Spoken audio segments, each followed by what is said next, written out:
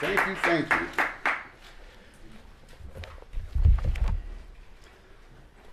His hand was trembling when he opened the door. I had my back turned to him, but I could still see his reflection. He walked up to me and his eyes darted from my eyes down to the floor, back up to my eyes. And I can see that he wanted to say something to me. I was in the dry cleaners, and this just happened yesterday. And I was just paying for my suit, getting ready and getting prepared for today. But I could feel this man standing behind me. And what he had to say was, he said, I just want to talk to you, and I just want to let you know right now that I don't want any money. I just want somebody to pray for me or just to talk to me and motivate me because I feel like giving up. Me standing in line, him coming out of nowhere, and he told me his tale. He said, I'm from Texas. I don't know anybody out here. I came out here with my wife and she had breast cancer and she didn't want to die in Texas. She made it to the state line and she died on the way. He said, I got to cremate my wife next week. He said, I got 2 little kids, and he pulled out his pockets, toilet paper and paper towels that he had been taking from the public restrooms so that he can be able to have something for his kids when he go back. And he reiterated once again, I don't want any money.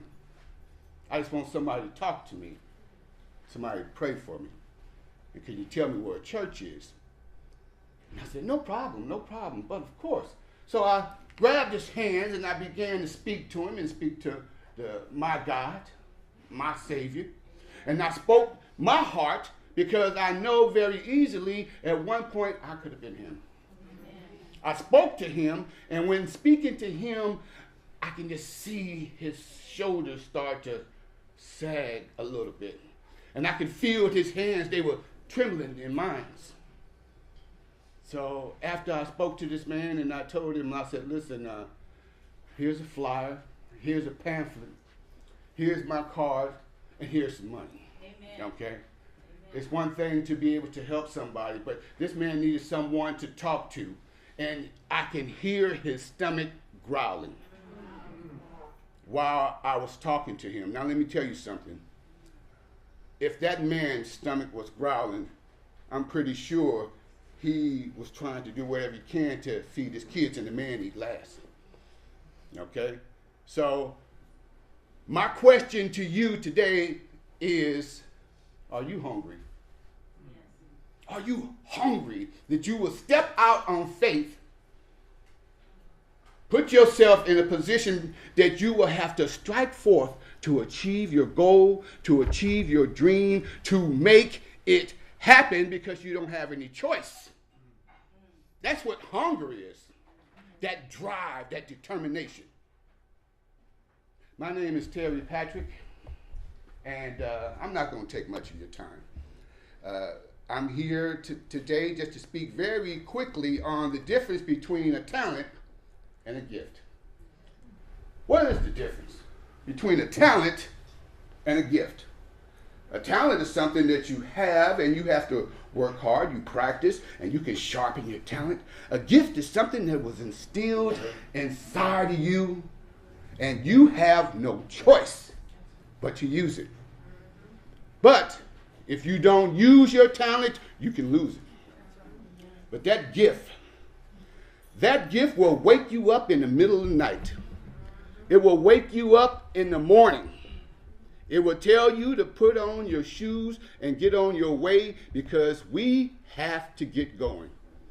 I have come to call that gift, that hunger, the 800-pound gorilla. The 800-pound gorilla. And it's an idiom. And what it means is it's a clear and present desire that is being ignored. The old saying is, where does the 800-pound gorilla sleep? The answer is wherever it wants to. I got an 800-pound gorilla of a vision inside of me. It is something that stirs inside of me. It is a hunger. It is just like that man that was standing out there in front of that dry cleaners.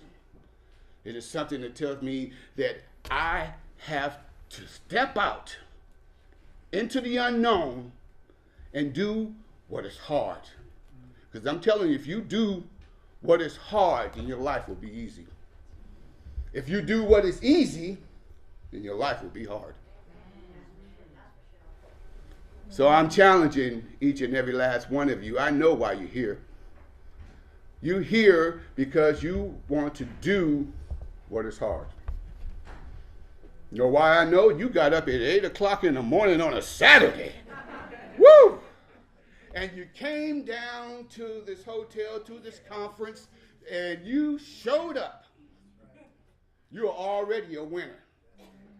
But that 800-pound gorilla, that vision that is inside of me, I'm going to tell you, it woke me up in the middle of the night one night, and it woke me up so violently that it shook the bed. And I stood straight up. And it was something that was being told to me. And it reminded me back to the day when my mother died. Now, when my mother passed away, I got a phone call saying that my mother was gone. All right? And in that phone call, it was my sister. She was saying, she's gone. And that's all she had to say. And I immediately hung up the phone and tried to redial the phone and call who? My mother. Because I talked to my mother and I tell her everything. I want to tell my mother that my mother was gone. Yes. You know, and that certain emptiness just hit me. It was like a hole that was inside of my chest. Right there to know that it's not there no more. That emptiness right there was the same feeling I felt when I was awakened by that vision. That was that emptiness I knew that I had to feel with something in. And that emptiness is that hunger. It is a desire, a determination to strike off and be the best that I can and be the best person that I can be. And I'm going to tell you, my life, you know, everyone said, don't be ashamed of your story. My life was a rough one. I went up the rough side of the mountain. And I did it unnecessarily. Good loving parents at home loved me to death. But I was still a hard-headed little rascal. I did not listen. You know, and I surrounded myself with people who didn't like listening just like me. And we were able to go out and be hard-headed together. So when you surround yourself with people who want the same goals as you, achieving them seems easy. It seems natural. As my grandmother used to say, show me who you hang out with and I can tell you everything you do. Who are you partnering yourself with? I can't answer that for you. Who are you partnering yourself with today? Now, I just want to tell you, and please forgive me when I say this. I was inside of a rehabilitation center. And inside this rehabilitation center, I went in there to get help, but I was being rebellious at the same time. You know the type. Help me, help me, help me, but help me the way that I want to be helped. So that they put me on what they call work monads. Now, some people, they put them on work detail. You work from 6 o'clock in the morning to 6 o'clock in the evening. And you work all day, even if there's no work available. You go out and you sweep an empty driveway, a clean driveway that you swept before, and you make imaginary piles and you holler, pile, pile, and somebody will come with an imaginary dustpan and sweep up the imaginary dust. And you go back and you do it again. Because they didn't tell you to sweep until it was clean. They told you sweep for an hour. And also monads, which means you don't talk. You shut up and you listen from 6 o'clock in the morning to 6 o'clock in the evening. I'm a speaker. Speakers speak. Writers write. It was hard to be quiet. How can I rebel if I can't say anything? But I did it. I did it because I wanted what they had. I seen them being successful. I knew that they knew how to do what I didn't know how to do. And I was partnering myself with them. If you see, like Brother Dwight here, if you see someone and you know what he's doing is a good thing, you got to listen. And you got to do the work. Even if they have to combine the two on me like they did, which they did. And, well, that didn't work. Actually, they told me, we see you writing all the time. You're able to take your thoughts instead of speaking it, you will write it down. They said, so we're going to put you on a writing ban. No writing from you for 30 days. But I have a gift, not a talent. I have a gift, and I was able to write screenplays in my head, complete with dialogue. I was able to write poems and songs in my mind without the paper. That's what I'm talking about, that 800-pound gorilla. Take away my voice, and I will still be a writer. You take away my pen, and I am still a writer. You take away my computer, take away my book, and I will write poems in my mind. That gift is controlling you. Right now, that's why you're here. You got up and you're here and you are being controlled by a spiritual gift that wants to break loose. It is coming out of you. Same way that they break a horse. It is being controlled. They take that iron bit and they put it in the tender part of the horse's mouth. And they connect those reins to that horse. And when they want to pull him right, they pull it on the tender part of his mouth. And then iron bit and that horse will go right. Pull it on the left and he'll go left. Holler, giddy up, and that horse will run. And now that man is on top of him. He is controlling him. Controlling this animal that can probably stomp him to death. But he is in control. My gift, my desire to be all that I can be because I know that there is greatness inside of me is controlling me. And I have to feed that beast happily. But the question is, what would you do if you weren't afraid? It's very scary business. Leaving your front door. But a single journey around the world starts with a single step on your front porch. Today is your day to get started. Build your dream. Become your vision. Because I came here, I just stopped by this morning to let you know.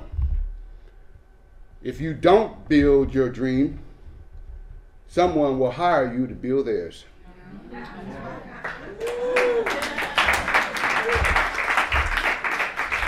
So I know that what would you do if you weren't afraid is something that, as a question that each and every last one of you have to answer yourself.